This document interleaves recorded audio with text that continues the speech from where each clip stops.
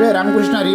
आज आपण पिंड घारीने झडपिला अंजनीने तो सेविला या रचनेचे नोटेशन पाहणार आहोत. काळी 1 मध्ये राग भिंपलास वरती आधारित असलेली ही रचना. याच्यामध्ये गंधार आणि निषाद हे स्वर कोमल आहेत.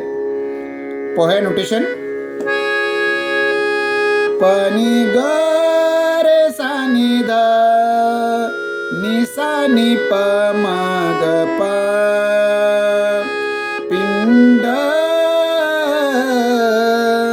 घारीने झडपिला अंजनीने तो सेविला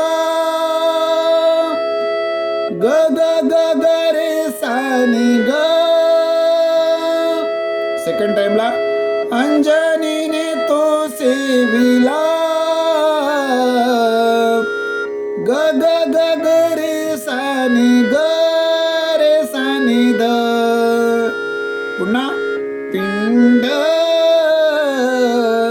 घारीने झडपिला पनी ग रे सा नि ध नि सा नि प म ग प. आता याच्यामध्ये पिंड घारीने झडपिला ही ओळ जी आहे ती ध्रुपदाची ओळ म्हणून वाजवायची आहे 3 वेळा. पुढचा अंतरा पहा. अंजनीच्या तपासाठी अंजनीच्या तपासाठी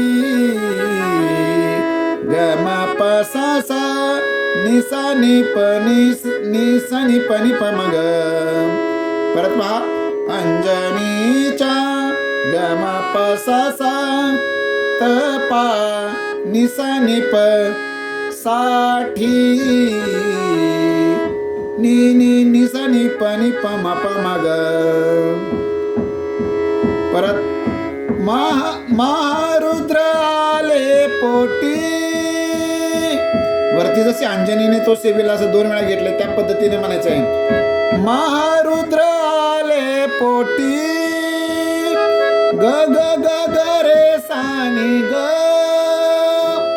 महारुद्र आले पोटी ग ग ग ग रे सा नि ग रे सा नि ध.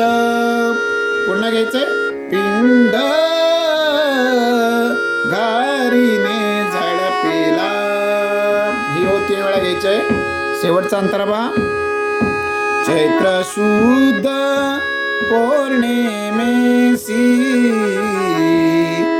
गम प सा सा नि सा नि प नि सा नि प नि प म ग. अंजनीच्या चैत्र शुद्ध पौर्णिमेसी गम प सा सा नि सा नि प नि प म ग. परत सूर्योदया समयासी ग ग ग ग रे सा नि ग. सूर्योदया समयासी ग ग ग ग रे सा नि ग रे सा नि द. पिंड घारीने झडपिला. अशा पद्धतीनं हे नोटेशन आहे. सर्वांनी जरूर प्रयत्न करा. धन्यवाद.